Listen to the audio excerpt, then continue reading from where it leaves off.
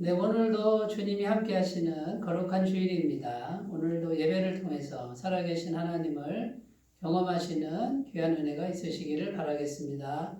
다 같이 묵상 기도 드리심으로 주일 예배를 시작하겠습니다.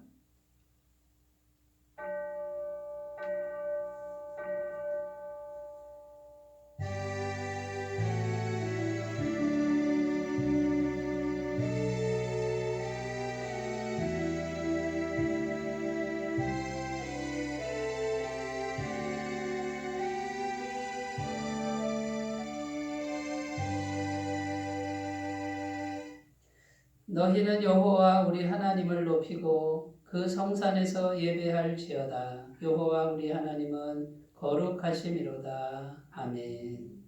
마음이 상한 자를 가까이 하시고 중심으로 통회하는 자를 구원하시는 하나님 아버지, 지난 한 주간도 저희들을 지켜주시고 인도하여 주신 은혜에 감사를 드립니다. 작은 신음에도 귀를 기울이시며 환난과 고통에서 건져주시는 하나님의 은혜가 아니면 저희들은 한순간도 살 길이 없음을 고백합니다. 하나님께서 드리워주신 그늘이 아니라면 저희들은 그 어디에서도 안식할 곳이 없사오니 자비로우신 하나님, 이 시간 주님의 넓은 품으로 나와 찬송과 경배를 드리며 예배하는 저희들을 기쁘게 받아 주시옵소서. 성령 하나님께서 역사해 주셔서 예수님의 보혈로 정결케 하신 은혜를 굳게 믿는 믿음을 주시고 진리의 말씀으로 자유케 하여 주시옵소서. 감사드리며 예수님의 이름으로 기원하옵나이다. 아멘. 다 같이 찬송가 29장을 부르겠습니다.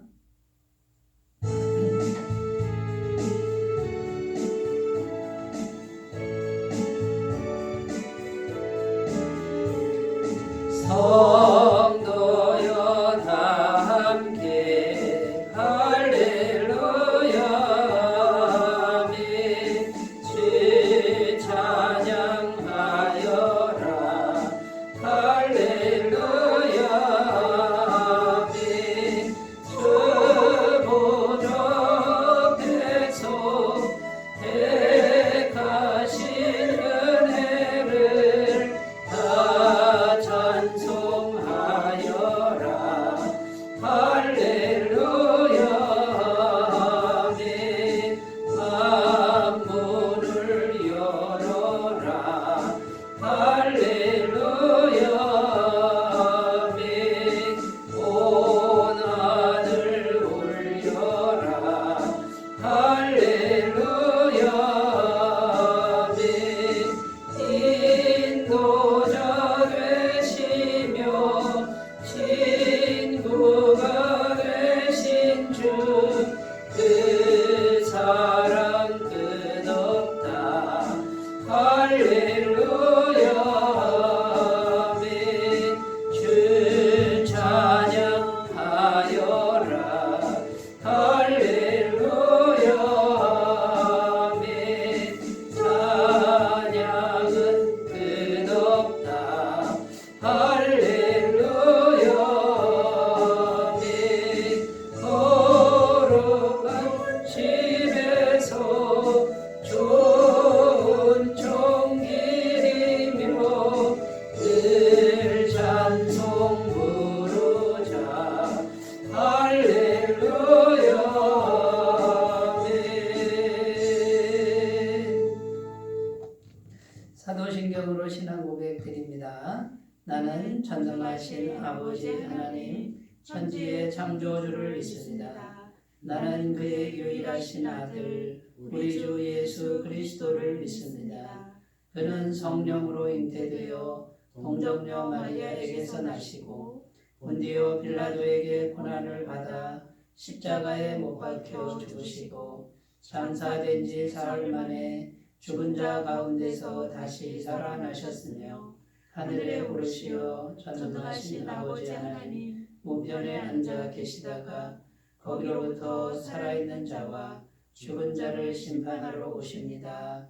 나는 성령을 믿으며 거룩한 공교회와 성도의 교제와 죄를 용서받는 것과 몸의 부활과 영생을 믿습니다. 아멘. 하나님 말씀은 마태복음 5장 1절에서 5절까지 말씀입니다. 신약성경 5페이지 마태복음 5장 1절에서 5절까지 말씀입니다.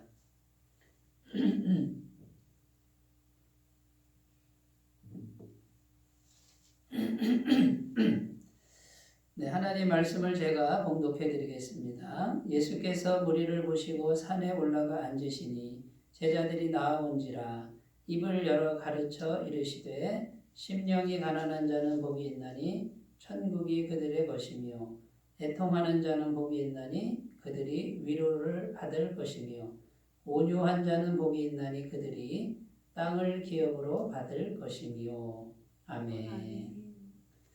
네, 오늘 말씀의 제목은 온유한 사람에게 땅을 주신다. 온유한 사람에게 땅을 주신다라는 제목으로 함께 은혜를 나누겠습니다. 팔복의 말씀 세 번째인데요.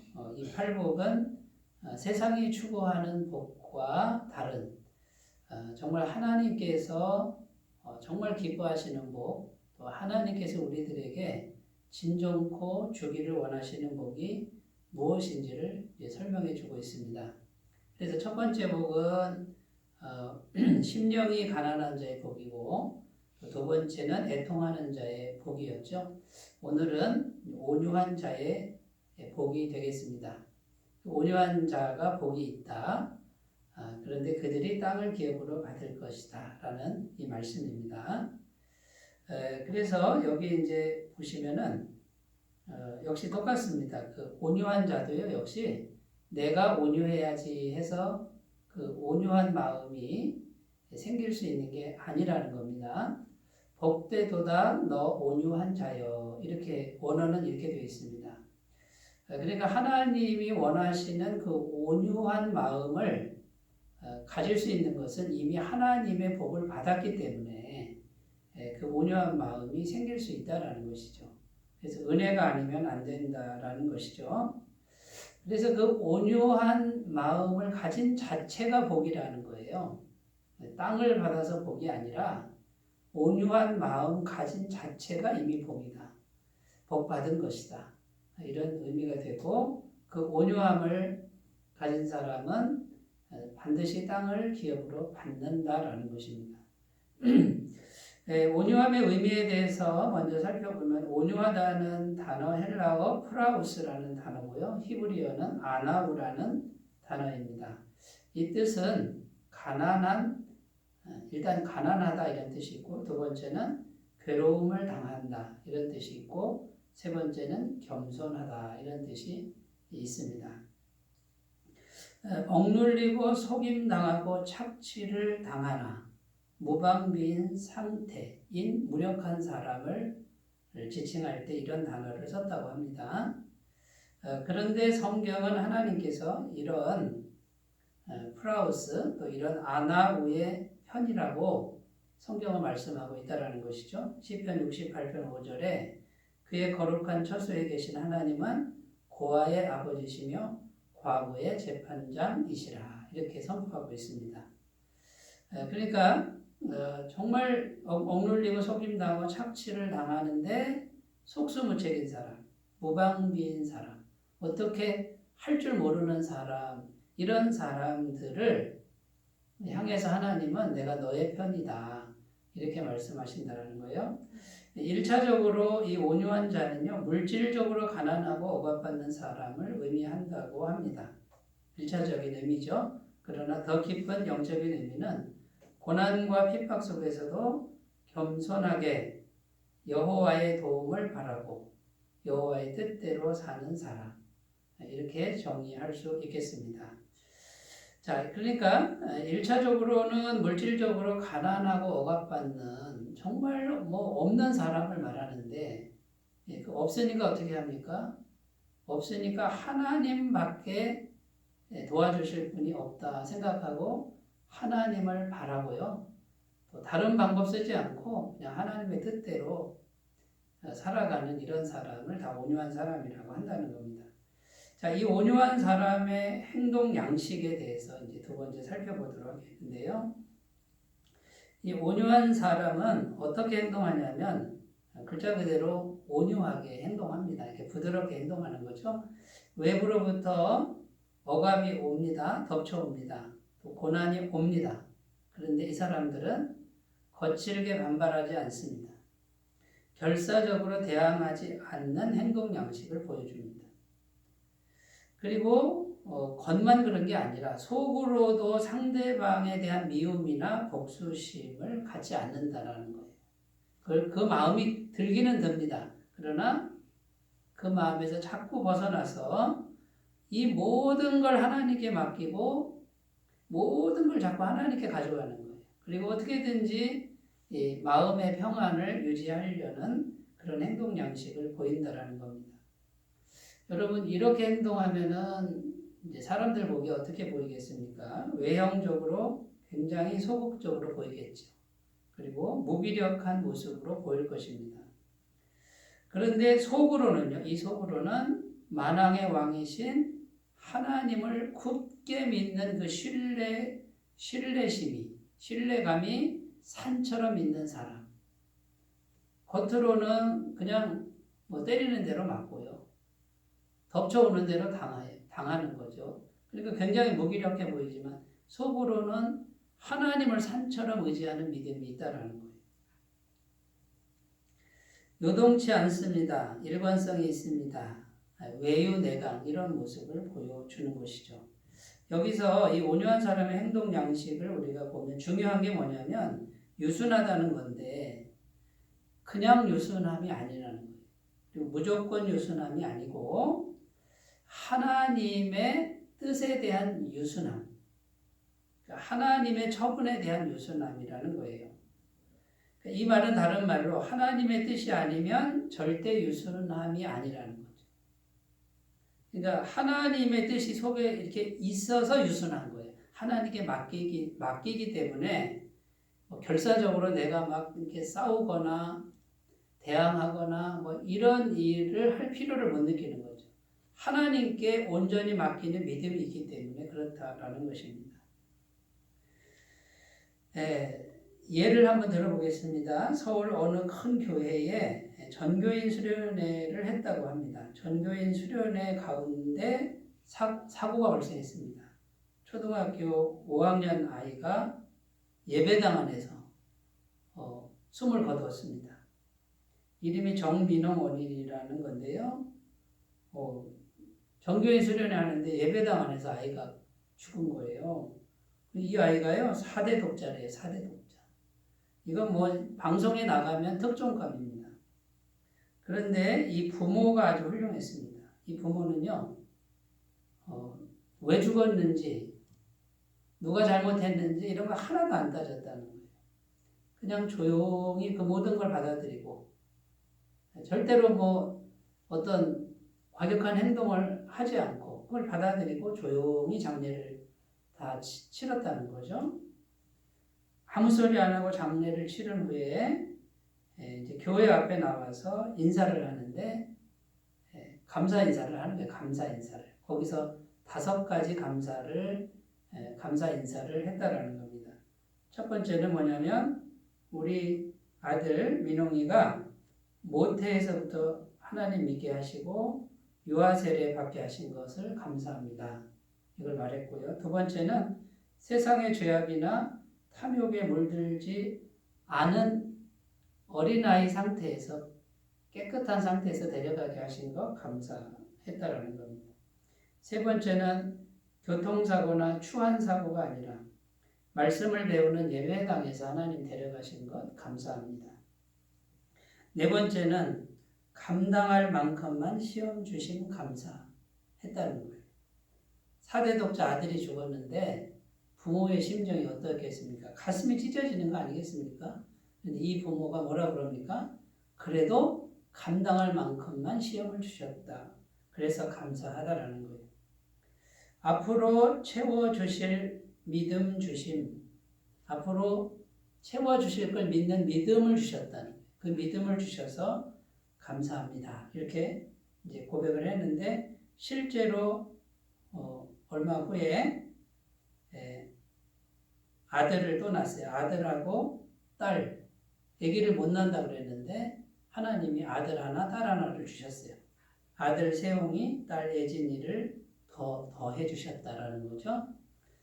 5번째 감사한 게 뭐냐면 성도님들의 따뜻한 사랑에 감사드립니다. 이렇게 해서 그 큰 슬픔을 감사로 다 덮고 아무 소리 안 하고 이렇게 받아들였다는 거예요.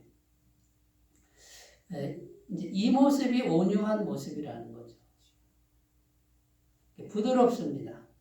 그냥 무기력한 것 같습니다. 그런데 온유라고 하는 게 뭐냐면요. 모든 것을, 그 모든 것이 좋은 것만 있는 게 아니라 정말 감당할 수 없을 만큼의 그런 슬픔과 고난이 닥쳐와도 이것을 하나님의 뜻으로 받아들이는 마음이에요. 내게 어떤 일이 발생해도 하나님께서 내게 허락하신 것이다. 그리고 하나님의 뜻으로 쑥 받아들이는 거예요. 그냥 쑥 받아들이니까 결사적으로 대항할 것도 없고 소리 칠 것도 없고 그냥 부드럽게 수용하는 이런 상태. 이게 성경이 말하는 온유라는 것입니다. 세상 사람들이 말하는 부드럽고 친절하고 이런 차원이 아니라는 거예요. 인간적 차원이 아니에요. 이런 마음은 어디서 오겠습니까? 이런 마음은 하나님께서 주셔야만, 하나님의 마음이 쑥 들어와야만 가능하다 그 말이에요. 성령님께서 들어오셔서 충만하게 거하셔서 하나님의 성품이 들어와야만 이런 마음을 가질 수 있다라는 거예요. 그러니까 이미 온유한 자는 이미 복받은 자다 그 말이에요. 이미 하나님의 복이 임했다라는 것입니다. 모든 상황에 이것이 이렇게 된 것이 하나님의 최선의 사랑이라고 믿는 마음, 이것이 온유입니다. 어떤 일이 발생해도 하나님은 최선으로 나를 사랑하신다라는 거예요. 모든 상황에 겸손히 하나님의 도우심만 바라는 마음입니다. 자, 힘든 일을 겪었습니다만 여전히 하나님의 도우심은 나에게 있다. 그리고 그것을 믿는 거예요. 하나님의 도우심은 넉넉하다라고 믿으니까 온유할 수 있다라는 것입니다. 이것이 온유한 사람의 행동 양식이라는 거예요. 여러분, 그러니까 이 온유한 마음은 내가 부드럽게 해야지, 내가 착하게 해야지, 내가 이 차원이 아닙니다. 예수님의 마음이 성령을 통해서 우리에게 들어와서 그 마음이 우리 안에 충만하게 채워질 때 생길 수 있는 마음. 그러니까 팔복에서 지금 계속해서 주시는 마음은요, 인간적 마음이 아니라는 거예요. 심령이 가난한 거, 심령이 파산됐다 이 말은 하나님의 마음이 들어와야 파산이 되는 거고요. 애통하는 마음도 내가 애통해야지 한다고 되는 게 아니에요. 성령께서 오셔서 내가 머리부터 발끝까지 죄인인 것이 자각될 때, 깨달아질 때, 그때야 비로소 진정한 애통이 될 수 있다라는 거예요. 심령이 가난한 자가 천국을 받을 것이다. 천국 안 받아도 된다는 거죠. 천국 받아서 복이 아니라 이미 심령이 가난한 자체가 복이고 이미 애통하는 자체가 복이고 하나님은 이걸 주고 싶은 거예요. 세상 사람들은 그래서 뭘 얻었다는 거야? 천국을 얻었어? 위로를 얻었어? 땅을 얻었어? 이 결과물에 집착하는데 성경은 그걸 말하는 게 아니에요. 어떤 마음이냐라는 거예요. 어떤 마음. 그 마음이 팔복인 거예요. 팔복을 읽으면서도 팔복을 묵상하면서도 계속해서 세상 것, 세상 가치관, 뭘 얻었느냐 여기에 집착하시는 분들은 진정한 복에 이르지 못합니다. 여러분 마음이 중요한 거고 이 마음이 하나님의 마음으로 채워지는 게 팔복이라는 것을 우리가 꼭 기억하셨으면 좋겠습니다. 자, 성경에 나오는 온유한 사람들의 예를 보겠습니다. 창세기 보면 이삭이라는 인물이 나오죠. 이삭이 우물을 3번 파잖아요. 그죠? 창세기 26장 22절에 이삭이 거기서 옮겨 다른 우물을 팠더니 그들이 다투지 아니하였으므로 그 이름을 르호봇이라 하여 이르되 이제는 여호와께서 우리를 위하여 넓게 하였으니 이 땅에서 우리가 번성하리로다 하였더라. 세 번째 우물을 팠을 때 이야기예요. 첫 번째 우물을 팠더니 그 지방 사람들이 와서 우물을 내놓으라 그럽니다. 여기 우리 땅이니까 나가라 그럽니다. 근데 이삭이 싸우지 않습니다. 무력하게 물러납니다. 그냥 거기 그 사람들 주고 또 다른 데 가서 또 우물을 팝니다. 우물 파는 것이 얼마나 힘이 듭니까? 그런데 또 물이 나오는데 또 와서 그 우물까지 내놓으라 그럽니다. 화가 날 만도 하지 않습니까? 그런데 이삭이 그것도 주고 조용히 또 물러나서 오늘 읽은 말씀 르호봇이라고 하는 그곳에서 또 우물을 파는데 거기는 장소가 아주 넓은 곳이었어요. 거기에 우물이 또 콸콸콸 솟아났다는 거죠. 그런데 더 이상 그 사람들이 쫓아오지 않았다는 겁니다. 여러분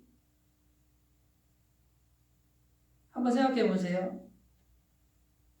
그 우물을 처음에 팠을 때 그때 싸웠다 그러면 어떤 일이 발생할까요? 우물은 하나밖에 없는 거고요. 그리고 싸우다가 누가 죽었을지 모르잖아요. 그러면 결과가 너무 빈약합니다. 그런데 그 우물 파가지고 그 사람들 먹고 살도록 주고 또 하나 우물 파서 또 먹고 살도록 주고 본인은요 세 번째 또 우물을 팠는데 거기는 처음과 두 번째보다 훨씬 넓은 곳으로 하나님이 주셨다라는 거예요. 여러분 그러니까 온유한 사람은 계속 물러나는 것 같은데 하나님이 계속 갚아주는 거예요. 그래서 더 넓은 지경으로 더 풍성한 지경으로 옮기시는 하나님의 손길이에요. 이것을 하나님을 믿고 자꾸 물러나는데 물러나는 곳마다 우물이 나오고 더 넓은 곳으로 가게 하시는 이것이 온유한 사람이 받을 복이라는 것입니다. 민수기에 보면 모세라는 사람이 온유하다고 나옵니다. 이 모세는 온유함이 지면의 모든 사람보다 더하더라.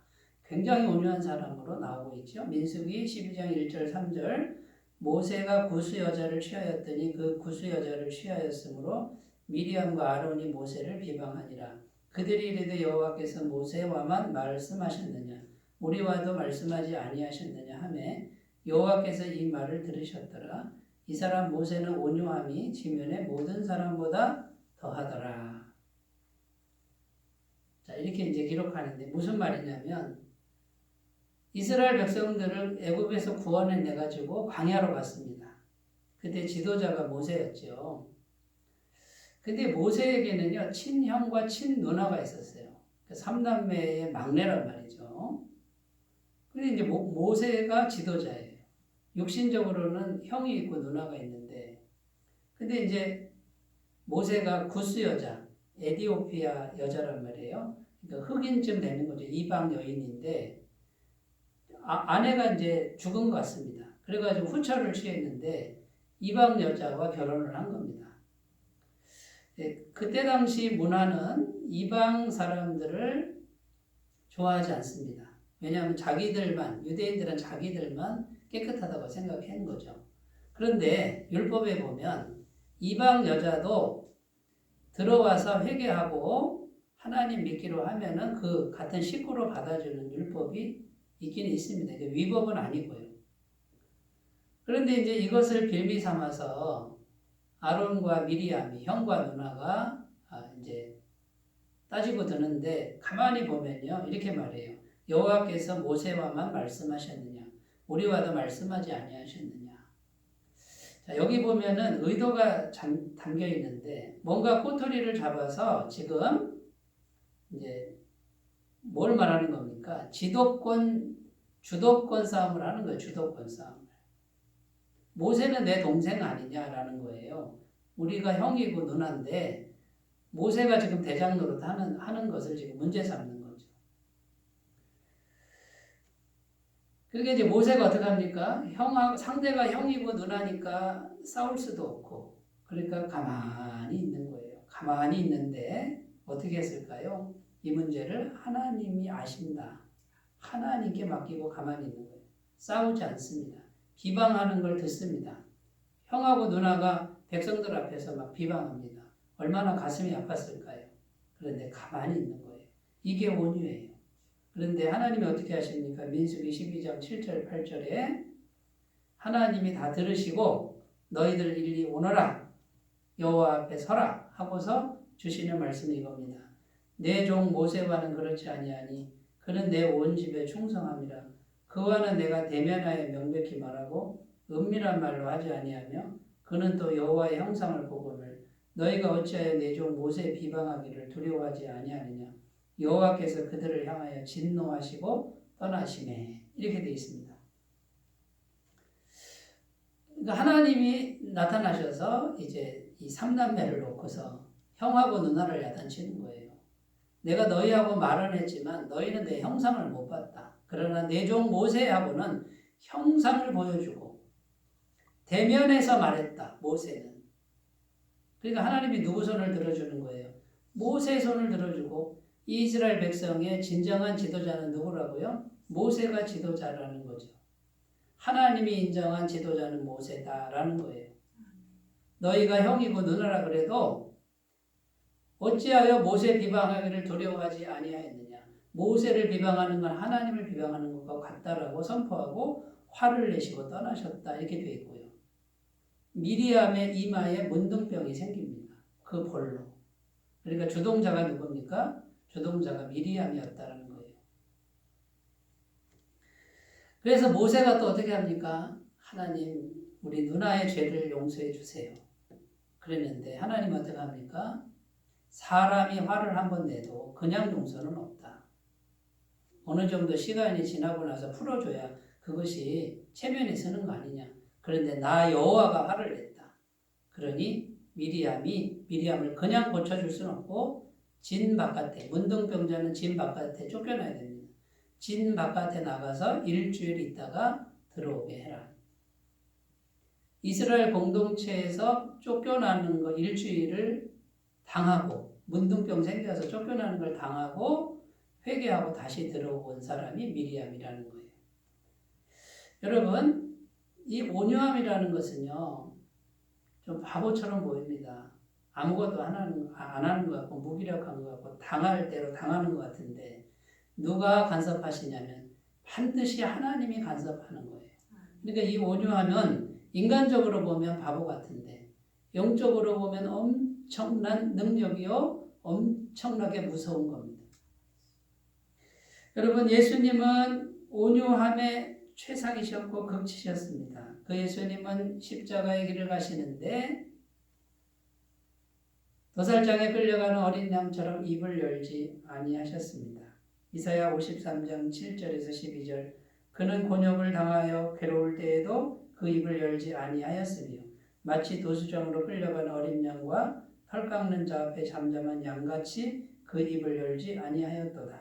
그러나 실상은 그가 많은 사람의 죄를 지며 범죄자를 위하여 기도하였느니라. 여러분, 이 예수님의 온유함은요, 십자가의 길을 가면서도 입 한 번 열지 않습니다. 누구 원망하지 않습니다. 비방하지 않습니다. 아버지께서 주시는 잔을 그대로 마시면서 어린 양처럼 순적하게 가십니다. 그런데 예수님의 이 온유함 때문에 오늘날 우리들이 죄사함을 받고 완벽한 죄사함을 통해서 구원을 받고 하나님의 자녀가 되고 영생을 얻는 이런 놀라운 은총이 우리에게 임하였다라는 사실입니다. 예수님께서는 제자들에게 말씀하셨습니다. 너희 손에 칼을 가지지 말아라. 너희 마음에 칼을 품지 말아라. 칼을 품은 자는 칼로 망할 것이다. 이렇게 말씀하셨습니다. 마태복음 26장 51절 52절 예수와 함께 있던 자 중에 하나가 손을 펴 칼을 빼어 대제사장의 종을 쳐 그 귀를 떨어뜨리니 이에 예수께서 이르시되 내 칼을 도로 칼집에 꽂으라. 칼을 가지는 자는 칼로 망하느니라. 억울하게 잡혀갑니다. 억울하게 십자가에서 죽습니다. 그런데 예수님은 칼을 가지지 않습니다. 칼을 품지 않습니다. 제자들에게도 칼을 가지지 말라고 말씀합니다. 그냥 당하라고 말씀하는 것 같습니다. 그냥 당하는 겁니다. 그러나 예수님은 모든 걸 하나님 아버지 앞에 맡기고 있는 겁니다. 그 예수님이 십자가에 죽으셨다고 끝났습니까? 3일 만에 부활하셨습니다. 부활하시고 승천하셨습니다. 모든 죄를 해결하시고 마귀의 일을 멸하시고 모든 이름에 뛰어난 이름이 되셨다라는 것이죠. 이제 그 예수님은 선과 악을 심판할 심판주로 다시 오신다고 말씀하고 있는 것입니다. 여러분, 성경에 나오는 이 온유한 사람들, 이 사람들 속에 있는 이 온유함의 능력은 하나님과 친밀하고 하나님과 가까이 있을 때 하나님의 마음이 부어져서 그 하나님의 마음에 따라 순종함으로써 행해진 일들이고 하나님이 부어진 마음이니까 하나님이 책임져주는 그런 결과를 낳았다라는 것이죠. 여러분, 이 온유함의 은혜를 꼭 구하셨으면 좋겠습니다. 이거는 내가 만들어낸다고 되는 게 아니에요. 인간적으로는 안 됩니다. 그러니까 예수님의 온유한 마음, 예수님의 그 온유하고 겸손한 마음이 성령을 통해서 내게 충만하게 자리하도록 구하셔야 됩니다. 은혜를 구하셔야 됩니다. 그 자체가 복이다 그 말이에요. 복되도다 은혜로 온유한 자여, 은혜로 온유한 마음을 가진 자여, 이미 복받았다. 네가 참된 복자다. 너는 땅을 기업으로 받을 것이다. 그 땅은 현실적인 복을 말하는 거예요. 진짜 땅을 말하는 거예요. 자, 네 번째, 하나님은 반드시 보상하십니다. 땅으로 보상하신다고 약속하고 있죠. 시편 37편 11절 말씀. 그러나 온유한 자들은 땅을 차지하며 풍성한 화평으로 즐거워하리로다. 이 땅은 현실적 복을 말하는 거예요. 현실적 지경을 말하는 거예요. 사업체라고 할 수도 있고요. 나의 영향력이라고도 할 수 있고요. 내가 살아가는 어떤 삶의 기반이라고도 할 수 있어요. 그거를 주신다는 거예요. 하나님이 주신다는 거예요. 바보처럼 자꾸 뺏기는 것 같은데, 양보하는 것 같은데, 아니요. 하나님이 더 많이 준다는 거예요. 그런데 풍성한 화평으로 즐거워한답니다. 마음도 화평케 하고 즐거워하는, 그러니까 마음도 기쁘고 평안하고 현실적으로도 그 안정된 복을 주신다는 거죠. 시편 37편 7절 9절 여호와 앞에 잠잠하고 참고 기다리라. 자기 길이 형통하며 악한 꾀를 이루는 자 때문에 불평하지 말지어다. 분을 그치고 노를 버리며 불평하지 말라. 오히려 악을 만들 뿐이라. 진실로 악을 행하는 자들은 끊어질 것이나 여호와를 소망하는 자들은 땅을 차지하리로다. 아멘. 여기 보면 자, 온유한 마음을 유지하기 위해서 해야 될 게 있습니다. 여호와 앞에 뭐 하라고요? 잠잠해라. 입을 열지 말라 그 말이에요. 참고 기다려야 된다. 이렇게 말씀합니다. 자, 보니까 내 옆에 있는 사람이 악한 사람인데 악한 방법을 하는데 막 형통합니다. 잘 되고 있습니다. 그때 어떻게 하라고요? 악한 꾀를 이루는 자 때문에 불평하지 말랍니다. 분을 그치랍니다. 어떻게 저런 인간이 잘 될 수 있어? 라고 생각하는 그 분을 그치라 이 말이에요. 이걸 다스리라 그 말이죠. 불평하지 말랍니다. 분내고 불평하는 건 뭐라고요? 오히려 악을 만들 뿐이다. 그건 악을 만드는 것밖에 안 된다. 그러니까 온유한 자들이 해야 될 일이 뭡니까? 입을 다물고 잠잠한 거예요. 그리고 마음을 다스리면서 분노를 다스리는, 불평하지 않는 요것이 어려울지라도 요걸 해야 된다라는 거고요. 기도하면서 성령님의 도우심으로 주님 내 입을 다물게 하옵소서. 내 마음의 분노를 멈추게 하옵소서라고 꼭 기도하셨으면 좋겠습니다. 하나님이 분명히 선포하십니다. 진실로 악을 행하는 자들은 끊어질 것이다. 지금 잘 되는 것 같아도 승승장구하는 것 같아도 악을 행하는 자들 끊어질 것이다. 그러나 여호와를 소망하는 자들은 하나님을 믿기 때문에 온유한 자들은 땅을 차지할 것이다 라고 약속하는 말씀을 꼭 믿으셨으면 좋겠습니다.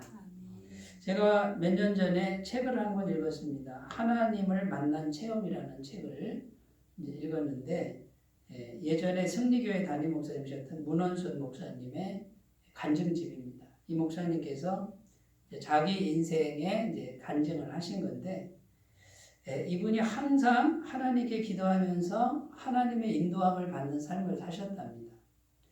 사람들이 다 이쪽으로 가라 그래도 하나님이 자기 마음에 이쪽 방향으로, 다른 방향으로 마음을 주시면 순종하고 가는 이런 훈련을 계속 해왔던 분인데, 육군사관학교를 졸업하고 헌병대 중대장으로 이제 있었습니다. 군 생활을 하고 있었는데, 그때 이렇게 하나님하고 가까이 지내니까 하나님이 이분을 높이시는 사건이 발생했는데, 그때 미국 대통령 지미 카터 대통령이 한국에 온 거예요. 근데 이제 그때 그 미국 대통령을 경호하는 경호 책임자로 이분이 이제 선발이 됩니다. 그런데 카터 대통령이 승용차를 딱 탈 때 문을 딱 열어줬다는 거죠. 그런데 카터 대통령이 영어로 뭐라고 했는데, 이분이 이제 대화를 잠깐 나눈 거예요. 그런데 이 광경이 뉴스에 전국적으로 뉴스에 나간 거예요. 그래서 그 헌병대장이 누구냐? 헌병대장이 미국 대통령하고 대화했다. 뭐 이게 막 그냥 소문이 나가지고요. 그래서 갑자기 그냥 전국적으로 뜨는 사람이 됐는데, 그때 당시 육군 참모총장이 이제 그걸 보고 저 중대장 스카웃을 한 거예요. 내 밑으로 오라고 해라. 하고서 그 헌병대장 똑똑하니까 나를 보좌하는 이제 자리로 오라고 스카웃을 제의했다라고 합니다. 그래서 이 목사님이 이제 기도를 한 거예요. 똑같이 기도를 했는데, 쭉 기도를 하는데, 육군 참모총장이면은 군인에게 있어서 출세길이 열리는 자리 아닙니까? 누구나도 다 가고 싶은 자리인데, 이분이 기도를 하는데 시골이 환상으로 보이는 거예요. 아주 그냥 두메산골 시골이 보이는데, 그 시골에 이제 그 모습을 보면서 이분이 하나님이 시골로 가라나 보다 하고서 찾아보니까 강원도 홍천 헌병대 대장 자리가 비어 있는 거예요. 그래서 여기가 하나님 뜻이다 하고 육군 참모총장이 부르는 걸 거절하고 시골로 간 겁니다. 주위에서 전부 제정신이냐고 말들을 했습니다. 그런데 이제 얼마 후에 여러분 12.12 사태가 벌어진 거 아십니까? 12.12 사태 쿠데타가 일어났는데, 그때 육군 참모총장이 총을 맞습니다. 그때 그 육군 참모총장 옆에 말하자면 비서장교가 총 5발을 맞는 사건이 발생하고 가까스로 생명을 구하는 그런 사건이 발생하죠. 만약에 이분이 그 자리에 갔으면 아마 이분이 총을 5발을 맞았을 것입니다. 여러분, 그래서 하나님께 모든 걸 맡기고 하나님의 마음을 품고 하나님이 가라하시는 대로 이렇게 가는 사람들은 반드시 하나님이 갚아주신다라는 것이죠. 이것을 꼭 믿으시고 온유한 심령을 잘 가꾸시기를 바라겠습니다. 기도드리겠습니다. 하나님 아버지, 복되도다 너 온유한 자여, 땅을 기업으로 받을 것이니라. 온유한 마음을 가진 그것이 이미 복이다. 그것이 참 복이다. 오늘 이 말씀을 우리가 기억하고 온유함을 구하는 지혜를 주시옵소서. 예수님의 이름으로 기도드립니다. 아멘. 찬송가 423장입니다. 423장.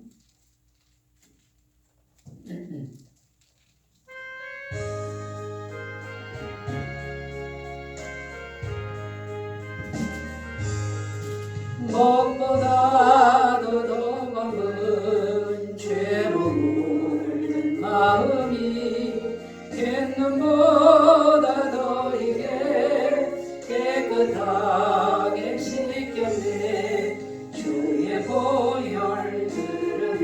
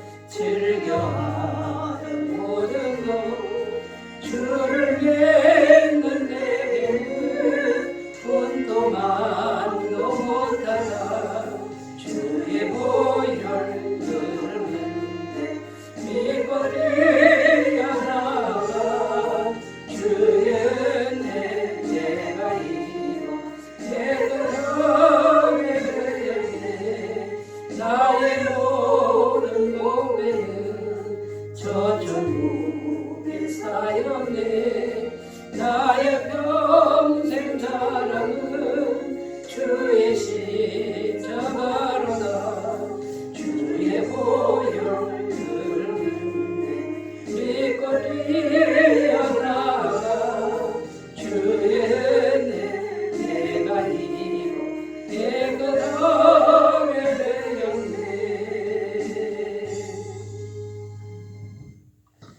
네, 코로나가 계속되고 있습니다. 그러나 이제 위드 코로나가 되었으므로 우리가 지혜롭게 방역을 잘 지키면서 최선을 다해서 예배에 참여해 주시기를 바라겠고요. 또 하루속히 이 코로나 상황이 종식될 수 있도록 기도해 주시면 감사하겠습니다. 매일 10분 묵상 참여해 주시고 또 한 사람이 한 사람 전도하는 일에 기도해 주시면 감사하겠습니다. 헌금은 헌금함이나 교회 계좌로 헌금해 주시기를 바라겠습니다. 이제 찬송가 1장 부르시고 축도로 예배를 마치겠습니다.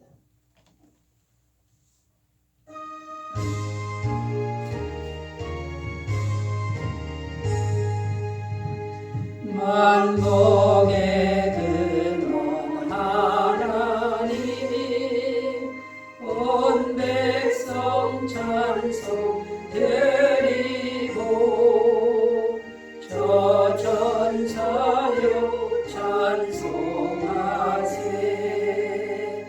찬송 성도 성자 성령